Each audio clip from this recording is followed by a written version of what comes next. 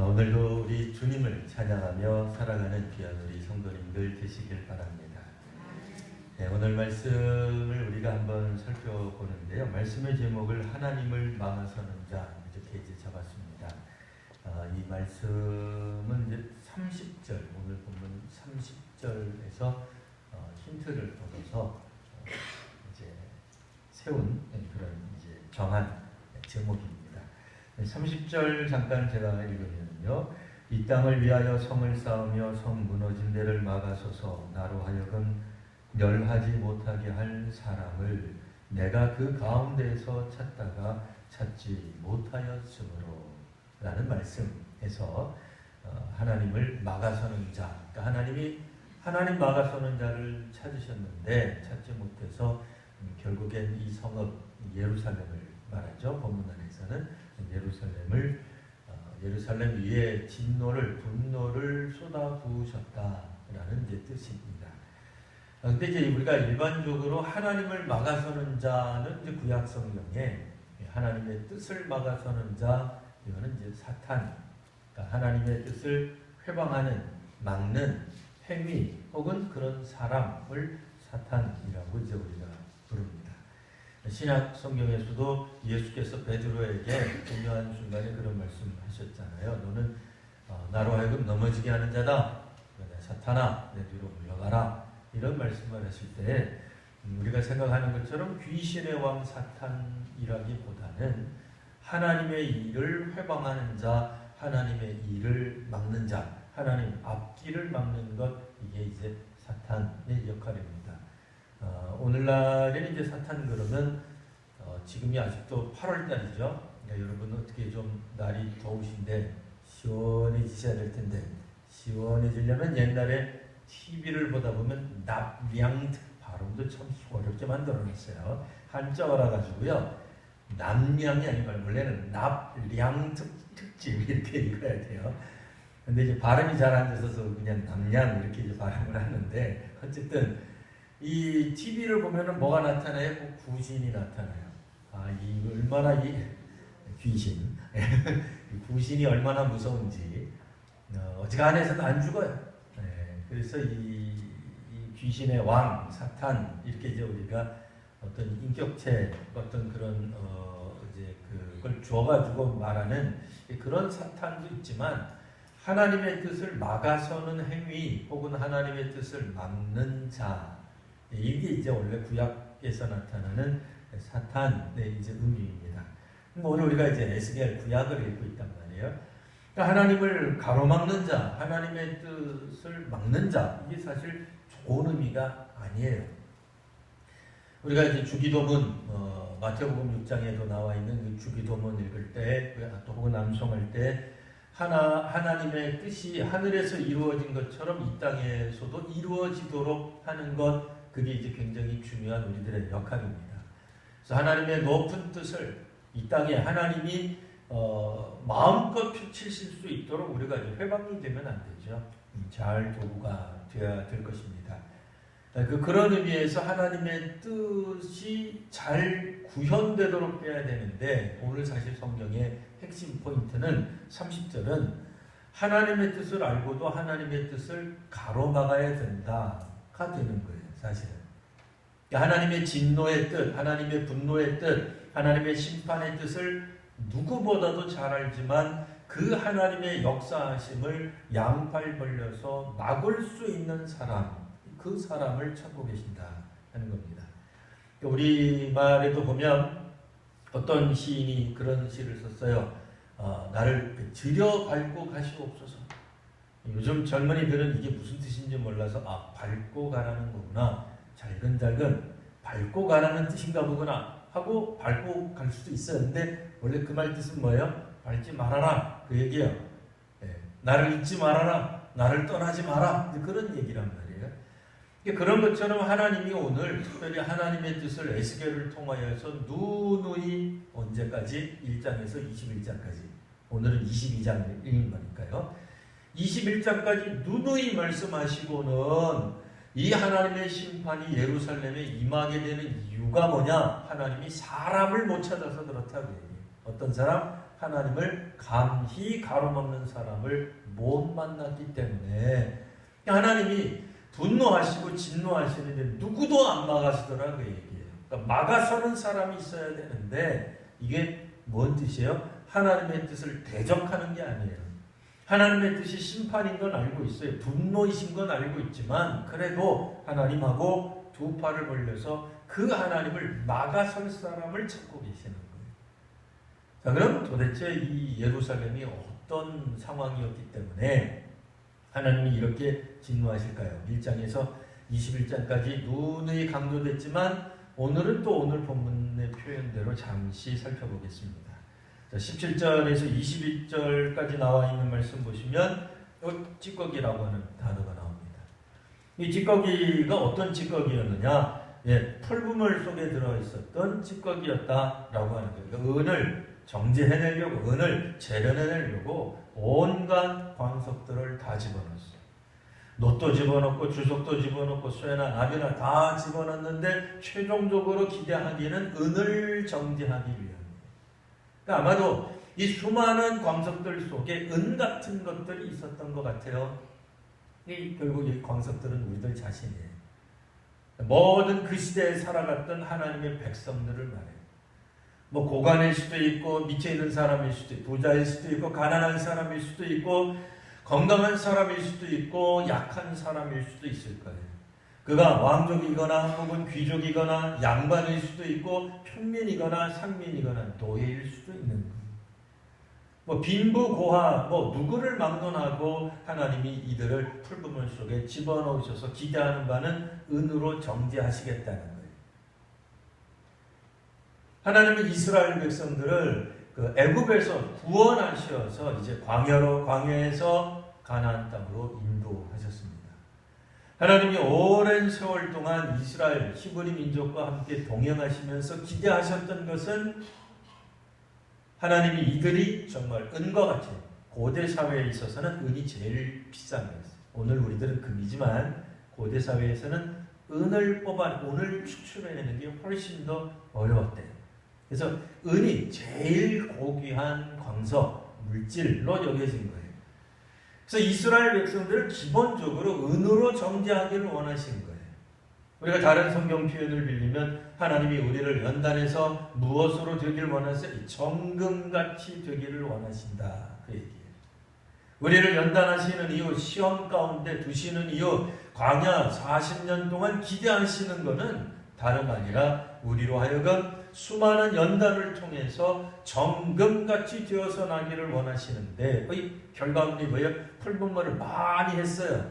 광야 40년을 보냈어요. 혹은 그 밖에 가나안 땅에 들어와서 수많은 세월을 보냈는데 히브리인들, 이스라엘 공동체가 봤더니 은이 되질 못하고 은찌꺼기밖에 되지 못하더라. 그 얘기.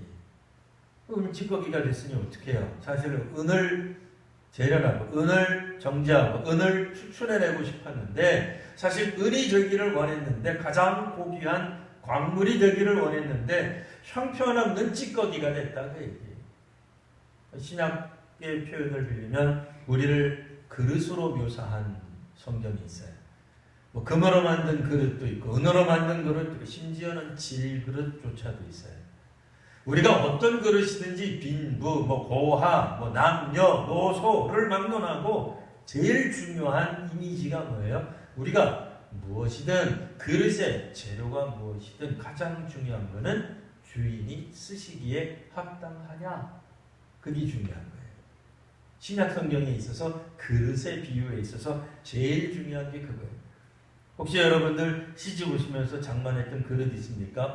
세월이 지나놓고 보니까 20년, 30년 지났는데 단 한 번도 쓴 적이 없어요. 그 그릇이 귀하기는 한데 한 번도 쓰임을 안 받았어요.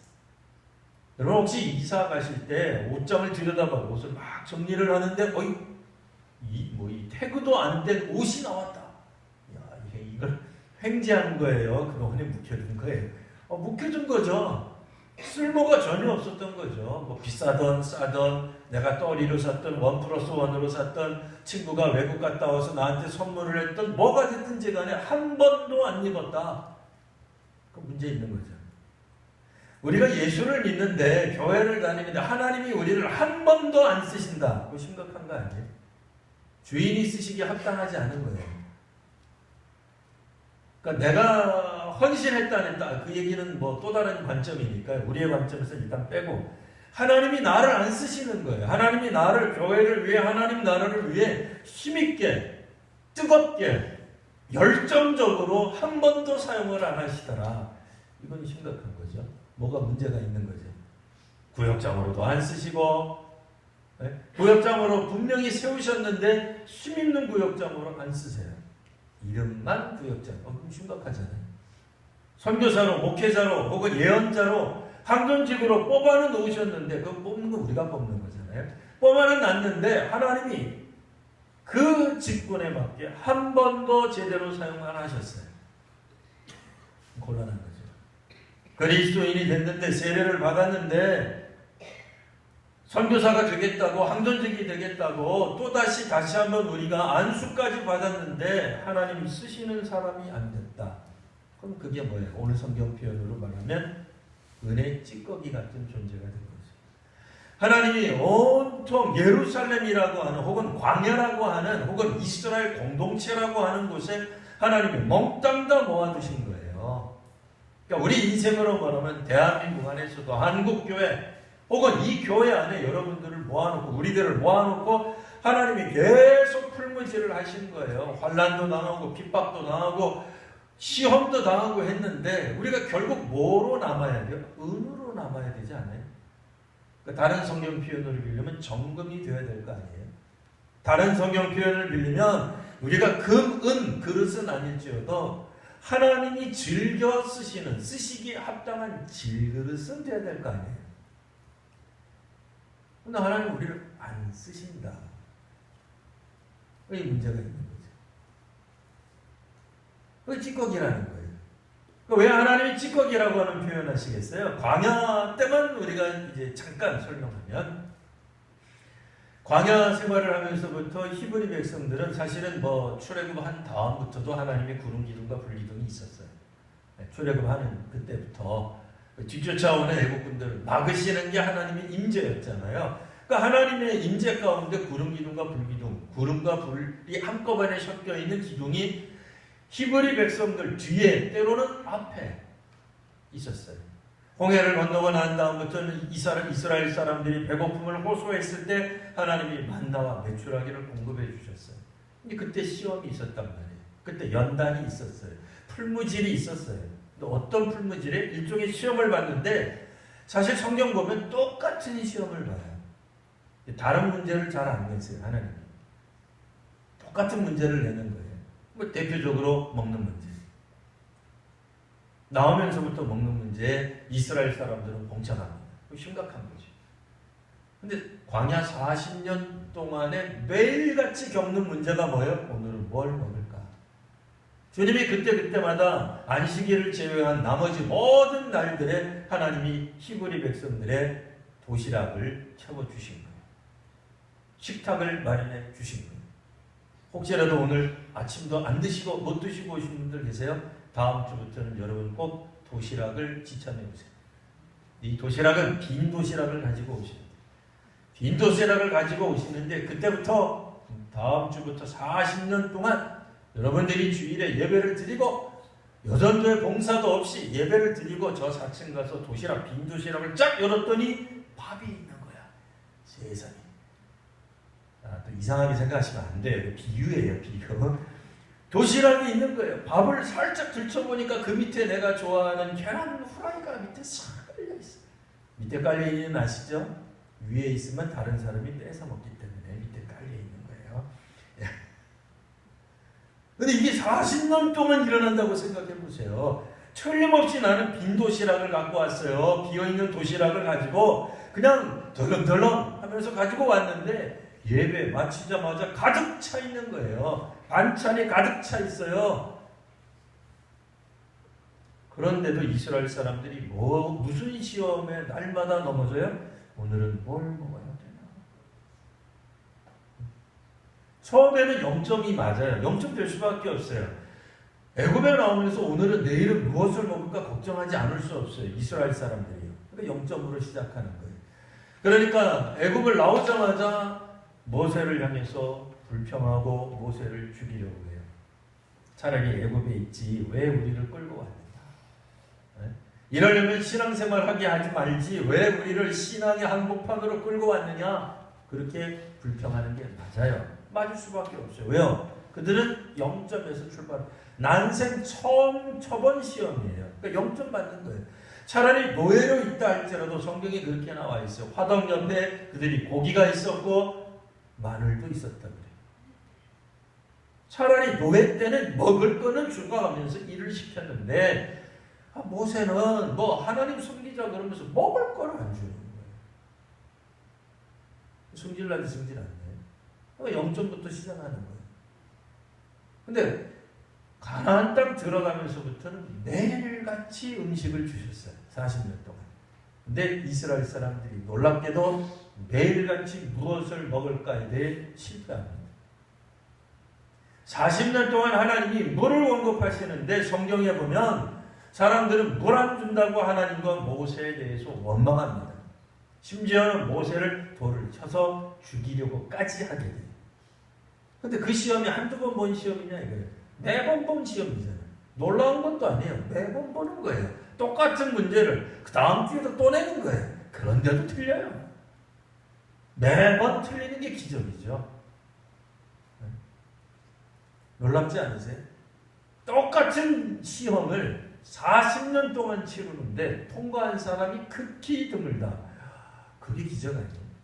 그러니까 매주마다 시험 문제가 다르면 우리가 오늘은 선생님이 교수님이 우리를 골탕 먹이려고 교과서에도 없는 걸 냈어. 뭐 이렇게 말할 수 있지만 이거는 예상 답안까지도 알려주면서 매번 해주는 거예요. 만나와 메추라기는 아침에 먹었어요. 아침에 먹었다는 얘기 물론 이제 히브리인들의 개념은 이제 저녁부터 시작해서 아침 그 다음 이제 저녁으로 가기는 합니다만 어쨌든 우리 개념으로 보면 아침부터 만나를 먹는 거예요. 그럼 하나님 의심할 이유가 없잖아요. 하나님이 오늘도 우리와 동행하신다는 걸 충분히 믿을 수 있잖아요. 그런데도 이스라엘 사람들이 하나님 섬기는데 실패하는 거예요. 놀라운 일이죠. 그러니 이들을 향해서 이제는 하나님이 하다 이제 너희들은 찌꺼기만 되는구나 라고 말씀하시는 거예요. 자, 그래서 하나님이 이들에게 진노하시겠다라는 말씀이 22절까지 있는 말씀입니다. 자, 23절부터는 구체적으로 그들의 모습, 그들의 구체적 상황 가운데 삶의 현장 가운데 들어가서 어떤 계층의 사람들이 어떤 문제를 안고 있는지를 낱낱이 말씀하십니다. 25절 보시면 그 가운데 선지자들이 반역을 했다. 우는 사자가 음식물을 움킴 같았다. 근데 사실 선지자가 사자 같지는 않죠. 우리말 번역, 우리가 지금 사용하고 있는 개역개정은 선지자 이렇게 이제 번역을 했는데요. 다른 성경 번역을 보면 통치자로 번역이 되어 있습니다. 왕들을 말하는 거예요. 자, 왕들이 반역을 하는 거예요. 정치적으로 모반을 표합니다. 사실 에스겔 시대의 왕들이, 이스라엘 왕들, 예루살렘의 왕들이죠. 얼마나 정치적으로 이번에는 2편 붙었다가 다음에는 1000편 붙었다가 했는지 몰라요. 바벨론에 붙었다가 애굽에 붙었다가 또 애굽에 붙었다가 바벨론으로 붙었다가 손바닥 뒤집듯이 왔다 갔다 해요. 이유는 뭐예요? 그냥 정치 권력을 누리기 위함이에요. 왕들이 세워진 이유는 백성을 잘 다스리라, 백성을 행복하게 사는 나라가 되게 해달라고 하나님이 왕을 세우신 건데 이 왕들이 정치적 모반만 꾀하는 게 무슨 말이에요? 자기네들 정치적으로 정권 잡는 데만 급급했다 그 얘기예요. 그래서 어떻게 해요? 우는 사자가 음식물을 왜 울어요? 배가 고프니까 우는 거예요. 근데 사실 고대 사회에 왕이 배고플 리가 뭐가 있어요? 백성들은 줄여도 임금님은 음식을 드시게 하는 게 일반적인 정서예요. 근데 왕이 배가 고프다. 그래서 백성을 삼키는 거예요. 뭐예요? 왕의 권력을 가지고 왕권을 휘두르는데 이거는 뭐 문자 그대로 뭐 백성을 위하지 않는 거예요. 그래서 그가 하는 모습을 사람의 영혼을 삼켰습니다. 사람의 영혼을 삼켰다 그러니까 구약 성경에 읽다가 영혼을 삼켰다. 그러니까 사람은 영혼도 있고 육체도 있다. 그러니까 영혼만 삼키는 거 보니까 마귀가 틀림없다. 사탄이 틀림없다. 귀신인가 보다. 그렇게 생각하시면 안 돼요. 그런 뜻이 아니고 구약 성경에 나타나는 영혼, 이거는 뭐 육체 혹은 사람들이 살고 있는 살아가는 생명, 다 비슷한 단어로 쓰여져요. 그러니까 오늘 우리들은 심지어는 영과 혼과 육을 이렇게 자꾸 구분하기도 하는데요. 그거는 이제 그 소위 말하는 헬라 철학에서 나오는 개념이에요. 이 성경에서 나타나는 그런 개념은 영혼, 육이 사실은 그냥 전체적 인간, 전인으로만 봐요. 그래서 구약 성경에 보면 심지어는 나의 영혼이 하나님을 찬양해요. 그러면 하나님 찬양할 때 우리의 영혼만 찬양하고 성가대가는 아까 입을 열어서 성대를 이용해서 절대로 하나님 찬양한 게 아니에요. 저분들이 우아하게 찬양은 어디까지나 영혼이 찬양한 거예요. 이러면 맞아요, 틀려 이상하잖아요. 우리 육신, 우리 전 존재를 가지고 하나님께 찬송하는 거예요. 그러니까 그런 의미에서 성경에 나와 있는 이 영혼, 육체 이런 표현들이 가끔은 오늘날 우리들의 시각으로 읽으면 조금 헷갈릴 수 있는데요. 그렇게 읽지 마시고 전체적으로 생명, 우리의 전인, 인격, 우리의 전 존재 이렇게 읽으시면 돼요. 자, 다시 한번 25절. 이스라엘 왕들은 사람의 영혼을 삼킵니다. 인격을 삼킵니다. 인격 모독하는 거예요. 인격을 존중하지 않는 거예요. 백성을 백성으로서 이렇게 대하지 않는 거예요. 뭐예요? 목적물이 되는 거예요. 자기들이 삼키는 먹이가 되는 거예요. 이거 심각한 거죠. 왕이 자기의 국민들, 백성들을 먹이로 생각하게 되면 함부로 대하는 거예요. 이 복잡해지죠. 게다가 재산과 보물을 탈취합니다. 왕인 때도 다른 사람의 재산과 보물을 탈취해요. 남의 거 뺏는 거예요. 남의 거. 부자들 거 뺏는 거예요. 심지어는 가난한 사람들도 빼앗아요. 구약 성경에 보면 아합이라는 왕이 나오는데요. 그 왕이 어떤 사람의 포도 보고는 그게 마음에 들었어요. 포도밭이 달라고 해요. 큰 부자로 묘사되지는 않아요. 그래도 나봇이라고 하는 사람에게 빼앗을 생각을 해요. 이거 잘하는 게 아닙니다. 그 다음에는 과부를 그 가운데 많게 하였다. 이 과부가 많아지는 이유는 뭐겠어요? 이 왕이 이렇게 독재를 하고 권력을 행하다가 보니까 백성을 백성으로 존중하지 않다가 보니까 어떻게 해요? 전쟁하기를 좋아하는 거예요. 백성 걸 빼앗다 못해 이제는 남의 나라 것도 빼앗는 거예요. 그러니까 남의 나라 것 빼앗는 방법은 단 하나밖에 없어요. 뭐예요? 전쟁하는 수밖에 없어요. 그러니까 왕이 전쟁을 즐겨하면 물론 전쟁할 때도 있겠습니다만 전쟁을 즐겨하게 되면 결국은 남자들이 나가서 죽게 돼요. 전장터에서 죽을 수밖에 없어요. 오늘날과 같이 현대전을 치르는 게 아니에요. 고대 전쟁을 치르는 거예요. 손에 칼을 들고 활을 들고 창을 들고 백병전 형태로 싸울 수밖에 없는 거예요. 그러니 무수히 많은 남자들이 죽으면 어떤 현상이 벌어져요? 과부가 많아지죠. 여기 그 뜻을 말해요. 그러니까 전쟁광이 된다 그 얘기예요. 하면 전쟁한다라고 얘기한다는 거예요. 우리도 예전에 그랬던 적이 있어요. 우리나라도 범죄하고도 전쟁을 하고 자꾸 뭐하고도 자꾸 전쟁한다고. 그냥 전쟁 소리 좀 안 했으면 좋겠는데 우리는 전쟁 스트레스가 있잖아요. 6.25에 대한 트라우마가 있는데 전쟁 좀 안 하면 좋은데 그냥 하면 전쟁한다. 심지어는 선교하기도 그런 단어가 있어요. 그러니까 그냥 우리가 이 선교지를 잘 돌보고 이렇게 돌아보고 현지 조사를 하면 좋은데 꼭 정탐한다. 영적 전쟁한다. 자꾸 이렇게 전쟁이라는 단어 좋아하시는 경우가 있어요. 전쟁 말고 다른 단어 써도 좋은 거예요. 근데 어쨌든 여기서는 왕들이 정권을 잡기 위해 가장 효과적인 방법으로 전쟁을 이용한다 그 얘기예요. 사실 전쟁하게 되면 집단이 그래요. 뭐 야당도 있고 여당도 있는데 전쟁하게 되면 야당도 여당도 없어져요. 그렇죠. 전쟁하는 거예요. 나라가 지금 위기에 전쟁할 때는 힘을 합칠 수밖에 없어요. 근데 이 전쟁 좋아하는 왕들은 이 끝이 안 좋아요, 사실. 전쟁할 수밖에 없는 상황도 있어요. 근데 전쟁을 즐겨하는 건 좋은 게 아니에요. 여기서 말을 하는 건 왕들이 백성들의 것을 빼앗기 위해 전쟁을 일삼는다. 그런 뜻이에요.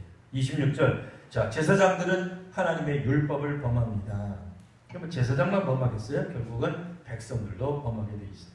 나의 성물을 더럽힌다. 성물은 뭐예요? 오늘날 우리식으로 말하면 제물, 헌물, 헌금을 말하는 거예요. 구약적 개념으로는 헌금이고 혹은 이제 그 밖에 모든 하나님 앞에 드리는 모든 것들이 성물인데 재밌는 표현이 나와요. 나의 선물. 그러니까 하나님께 드리는 모든 제물들은 사실 하나님과 왜 하나님께 드리는 거니까. 게다가 이제 성경에도 보시면 이제 안식일이라는 단어는 26절 쭉 내려가서 중간에서 조금 더 내려가면 나의 안식일을 보지 못하게 만드는도다 이런 표현이 나와요.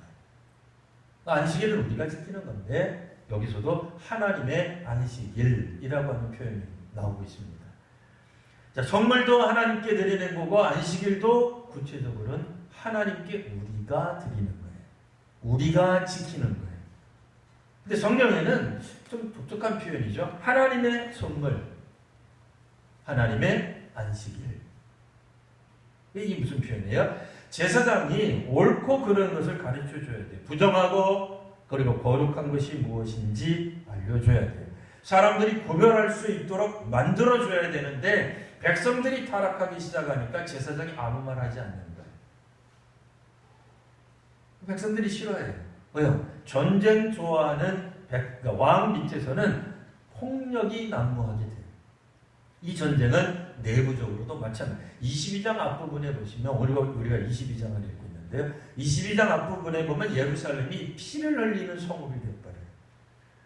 그러니까 외부로 바깥으로 나가서 전쟁하기 때문에도 피를 흘리지만 내부적으로도 살육, 폭력이 난무하는 도시가 되어버려요. 왜냐하면 왕이 폭력적이 되기 때문에. 그러니 온통 나라가 완전히 폭력으로 뒤덮이게 돼요. 그러니까 피 흘리는 게 다반사가 되는 거예요. 자기들끼리도 피 흘리고 동족들끼리도 피 흘리고 이웃 나라를 향해서도 피 흘리는 걸 즐겨하는 백성 공동체가 되어버리니 그 와중에 제사장이 뭐라고 말을 할 수 있겠어요? 근데 이 제사장이 또 침묵하네요. 뭐가 부정하고 무엇이 정한 건지까 무엇이 거룩하고 무엇이 불결한 것인지를 설명해야 되니까 하나님 앞에 드리는 제물이 어떻게 손상될 수 있고 훼손될 수 있는지를 알려줘야 돼요.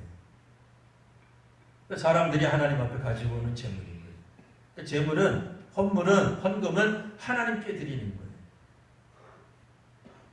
이게 부정하게 드리는 게 있어요. 안식일도 하나님의 안식일이에요. 그러니까 사람들은 그 안식일에 뭘 해야 된다고요? 하나님을 경배하도록 되어 있는 거예요. 하나님이 우리로 하여금 6일 동안 힘써 일하고 제7일에는 안식할 수 있음을 기뻐하며 하나님께 나아가야 되는 거예요. 창세기에 나오잖아요. 왜 사람들은 땀을 흘려야 돼요? 아담의 범죄 이후에 땀을 흘려야만 먹고 살 수 있도록 되어 있는 거예요. 그러니까 우리식으로 말하면 완전히 현대식으로 이제 바꾼 거예요. 월요일에서 토요일까지 땀 흘리지 않으면 안 되게 되어 있는 거예요. 그러니까 피곤하고 지쳐서 힘들어요. 괴로워요. 손가락 까딱할 힘도 없지만 일요일, 주일에는 하나님께 나와 경배하는 거예요. 하나님 만나는 기쁨으로 사로잡혀 있는 거예요. 그게 안식일을 지키는 방식이에요. 여전히 우리는 월요일에서 토요일 동안 힘들어요. 치열하게 살아요. 생명 놓고 살아가는 게 맞아요. 그러나 일요일은, 주일은 온전히 하나님의 영에 사로잡혀 하나님께 찬송하겠다는 각오를 가지고 나오는 거예요. 물론 이제 뭐 몸이 아프거나 그러면 뭐 차가 끊어졌거나 그러면 못 오시는 거죠. 그걸 뭐라 그러는 게 아니에요. 그거를 뭐 율법주의적으로 문자적으로 지켜라 그런 얘기하는 게 아니에요. 근데 그 안식일 지키는 내용은 정말로 문자적으로 지키셔야 돼요. 안식일 지키는 정신 말했잖아요. 제가 지금. 그 정신은 문자적으로 지키셔야 돼요. 몸은 주일에 예배당에 나와 있는데 하나님 나는 여전히 피곤하고 지칩니다. 어디 나한테 한번 은혜를 베풀어 주세요. 그거는 잘못된 예배예요. 예배 드리러 오는 건 하나님을 찬송하기 위해 오는 거예요. 우린 구도자가 아니에요. 우린 초신자가 아니라고요. 그러니까 예수 안 믿기 이전의 상태의 사람들이 아니에요. 예수를 믿는 사람이 은혜를 받은 사람이에요. 야곱처럼 내가 돌아올 때 다시 내가 멀쩡하게 돌아온다면 이곳에서 베델에서 하나님을 섬기겠습니다 하고 나가는 사람. 일주일 동안 혹시 목숨이 붙어 계시면 다음 주일날 하나님 예배 드리러 가겠습니다가 맞는 안식일 태도다 그 얘기예요. 왜냐면 일주일 동안 하나님 나에게 삶을 주셨잖아요. 생명을 주셨잖아요. 밥 벌어먹고 살 수 있게 해주셨잖아요. 직장을 가질 수 있게 했잖아요. 온전히 퇴직할 수 있게 해주셨잖아요. 그래서 주일을 기대하는 이유는 하나님이 제정한 날이기 때문에 그래요. 그래서 세상의 노동으로부터 탈출해서 하나님과의 시간을 갖는 날이 안식일이에요. 그러니까 세상적 노동, 세상적 근심, 것들을 버려두고 나오는 거예요. 왜 안 믿는 사람들이 볼 때 이제 미쳤다 그럴 거예요. 예수 믿는 사람들은 제정신이 아니다. 아니 나라가 이렇게 어렵고 회사가 그렇게 어렵고 직장 구하는 게 얼마나 어렵고 대학 가는 게 얼마나 어렵고 한데 일요일날 너희들은 그렇게 마음 편히 지낼 수 있느냐. 그게 하나님 나라를 경험하는 태도예요. 하나님이 우리를 지배하시고 하나님이 우리를 영원히 통치하신다는 것을 우리 스스로 다만 한 시간이라도 고백하는 시간이에요. 연습하는 거예요. 아까 그랬잖아요. 40년 내내 우리를 먹여주시고 입혀주시고 구약성경에 따르면 신발이 헤어지지 않았는데도 이스라엘 사람들은 날마다 하나님께 도전해요. 그게 기적이라. 왜 그렇게 살아요? 그렇게 살면 안 되잖아요. 그럼 하나님 안 쓰신다니까요. 안 쓰시니까 어떻게 돼요? 오늘 본문에 나와 있는 예루살렘이 멸망당하잖아요. 참 재밌어요. 어디에다 두고 멸망시키신다고요? 예루살렘에 두고 멸망시켜요. 예루살렘은 뭐예요? 그들의 자존심이에요. 예루살렘은 뭐예요? 그들의 종교심이에요. 제가 종교심이라는 단어를 여기서 썼는데 일반적인 하나님에 대한 신앙이라는 말과는 조금 대비되기 위해서 일부러 쓴 단어입니다. 종교라는 말 자체가 나쁜 단어는 아닙니다. 그들의 종기심에 성이 어디냐 말이에요. 예루살렘 성전인 거죠. 나는 예루살렘 성전 안에 있고 예루살렘 성 안에 있는 하나님이 나를 보호하시리라. 아주 틀린 말은 아닌데 하나님에 대한 믿음, 신뢰, 헌신, 하나님의 쓰임받는 없이도 하나님이 우리를 구원해 주실 거라고 기대하는 건 헛된 우상 섬기는 것과 똑같은 거예요. 그렇게 믿어서는 안 되는 거죠. 그러다 보니 27절 고관들도 이제는 음식물을 삼키는 일이 같습니다. 사자보다는 등급이 낮지만 똑같아요. 왕이 사자같이 그렇게 먹는데 밝히니 남의 거 빼앗는데 밝히니 고관들이 뭐 더 말할 나위 없죠. 백성들을 물어 뜯어버리는 거예요. 이익을 얻으려고 피를 흘리게 만드는 거예요. 그 옆에 앉아있는 선지자들은 그걸 잘한다고 칭찬해주는 예언이랍시고 하고 있는 거예요. 여러분 우리가 아시는 바와 같이 다윗도 실패해요. 선지자는 얘기해야 돼요. 솔로몬도 실패해요. 얘기해야 돼요. 한국 교회는 잘하는 왕에 대해서는 말 안 해도 돼요. 왜? 우리 내버려둬도 잘할 거예요. 그렇지 않아요? 정책 잘하는 거 내버려둬도 잘해요. 교회가 지지하지 않아도 잘할 거예요. 근데 못하는 거에 대해서는 얘기할 수 있어야 돼요. 잘못된 거에 대해서는 말할 수 있어야 되는데 이제는 뭐 정치 권력에 붙어버리는 거예요. 어영 예언자가 되는 거예요. 왕궁 선지자가 되어버리는 거예요. 근데 우리가 오늘 성경에 나타나 있는 이스라엘의 왕들은 어땠다고요? 자신들의 정권 잡는 게 목표예요. 하나님 나라, 통치군, 하나님 나라의 정의 구현이 목표가 아니에요. 정권 잡는 게 목표예요. 잘못되어 가고 있는데 선지자들이 침묵하는 것, 회를 칠하고 금칠해주고 허탄한 이상을 보고 헛것을 보는 거예요. 거짓 복술, 거짓 예언을 말하더라. 자, 29절, 이 땅 백성은 어떻습니까? 포악하고 강탈을 일삼습니다. 이 땅 백성은 아주 가난한 자를 뜻하는 건 아니에요. 이 땅 백성은 동네의 지주쯤 되는 거예요. 유지, 오늘 우리식으로 말하면. 그래도 어느 정도 잘 사는 사람들이. 오늘 본문은 여기까지 나와 있습니다. 그래서 이제 우리가 공산이나 사회주의 이론에 훨씬 더 많이 밀접한 분들은 야, 성경 참 멋지다.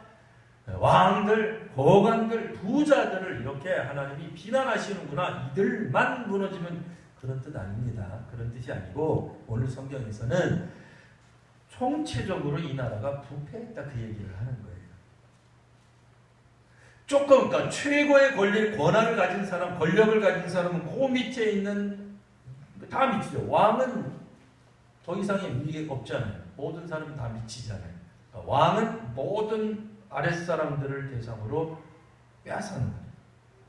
고관은 왕한테는 못 뺏어가죠. 고관이 자기가 아무리 높아도 왕을 상대로 자기가 그런 권력을 행사할 수 없겠죠. 자기 밑에 있는 사람들을 대상으로 권력을 휘두르는 동네 사람들, 유지들은 그들은 고관을 향해서 못 덤벼요. 어떻게 해요? 자기보다도 더 못한 사람들. 성경은 여기서 끝났지만 계속해서 얘기하면 어떻게 되겠어요? 중산층은 빈곤층을, 빈곤층은 극빈층을, 극빈층은 초극빈층을 얼마든지 토색할 수, 옛날 말이죠.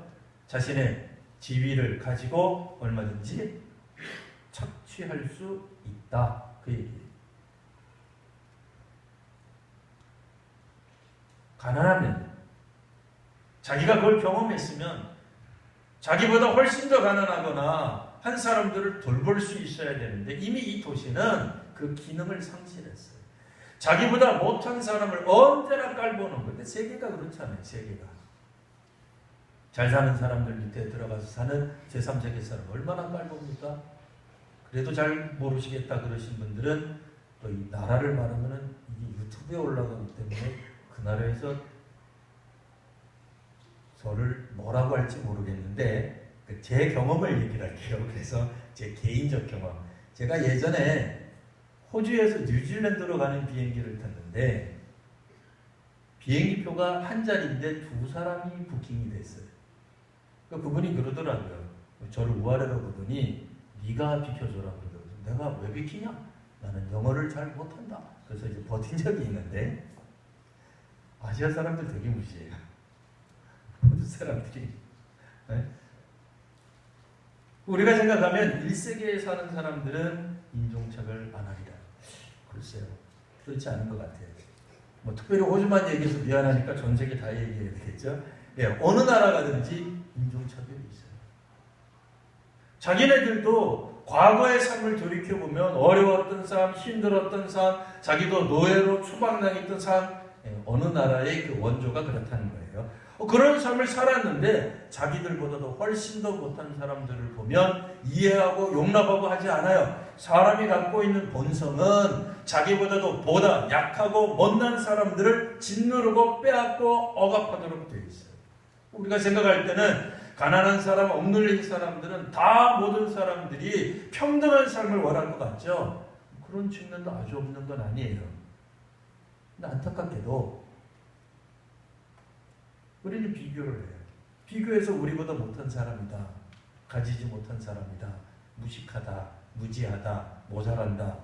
그러면 우리도 일이 다음에 뭐가 돼야 되나요? 들깨쯤 돼야 되나요? 그 바뀌는 거예요.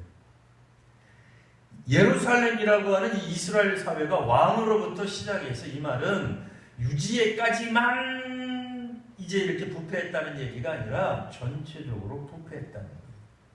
사실은 이들이 하나님의 뜻을 가로막았던 사람들이죠.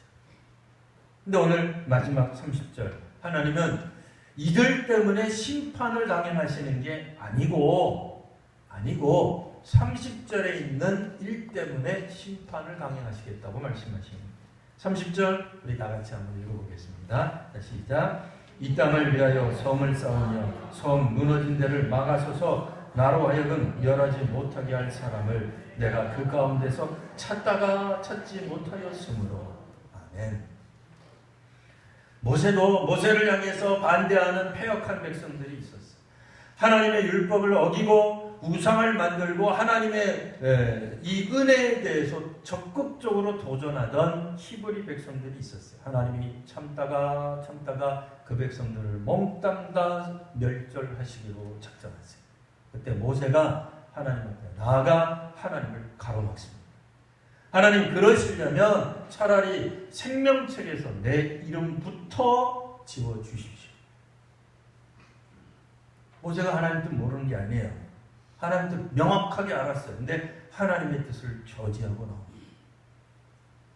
여러분, 어떤 선지자가 있기를 내가 뭐라 그랬어? 저러면 틀림없이 망할 줄 알았어. 그거 내가 망한다고 예언했잖아. 그거 틀림없지 이렇게 말하는 그거 좀 곤란할 것 같아요. 옛날에 이런 게 있었어요. 교회를 향해, 목사를 향해 대적하는 사람은 저주를 받을 진짜. 이렇게 또 이상하게 또 부흥강사들이 그런 말들을 좋아하셨어요. 그래서 목회자에게 덤비고 교회에 덤비는 사람은 꼭 끝이 안 좋다. 그래가지고 봤더니 그냥 그 사람이 잘 나가는 줄 알았는데 길 가다가 넘어져서 병원에 입원했다가 그만 죽어버렸대. 그거 맞잖아. 목사님한테 대적하고 교회에 그냥 대적을 하더니 내 죽을 줄 알았어. 아주 영적 교육이 아주 없는 건 아니겠으나 그렇게 말하시면 곤란한 거예요. 하나님은 악인이 악 가운데서 죽는 것을 원하세요? 원치 않으세요? 원치 않으세요. 악인이 회개하고 돌아오기를 원하세요. 99마리의 양보다는 잃은 양을 찾기를 원하시는 거예요. 하나님은 이 부패한 백성, 왕으로부터 백성에 이르기까지, 일반 백성에 이르기까지 총체적으로 부패한 그 예루살렘을 멸망시키기로 작정하셨을지라도 찾으시는 사람이 있어요. 누굴 찾는다고요? 그것을 감히 막아서는 사람. 성이 무너졌는데 성을 쌓아주는 거예요. 피를 흘리는데 피를 닦아주는 거예요. 백성들이 빼앗기고 있는데 빼앗지 말라고 외쳐주는 거예요. 무너졌는데 보수해 나가는 사람, 그 사람을 찾으시는 거예요. 다른 사람에게서 빼앗는 건 쉬워요. 부자에게서 빼앗는 건 쉽습니다. 백성들에게 왕이 권력을 이루기 위해서 뺏는 게 뭐가 그렇게 어렵겠어요. 왕권을 이용하든 법을 바꾸든 해서 빼앗으면 그만인 거예요. 근데 그 무너진 나라, 무너진 윤리, 무너진 사회를 다시 하나님의 뜻에 합당한 민족과 국가와 사회와 체계와 시스템으로 바꾸는 건 정말 어려워요. 정말 참된 예언자라면, 참된 교회 공동체라면 무너진 거 보고 내가 뭐라 그랬어? 한국교회 망할 거라 그랬지, 한국사회 망할 거라 그랬지, 점점 망해가잖아. 봐, 점점 교회들 줄어들잖아. 그건 저도 할 수 있어요. 누구든 할 수 있어요. 그런 말들은 누구든 할 수 있어요.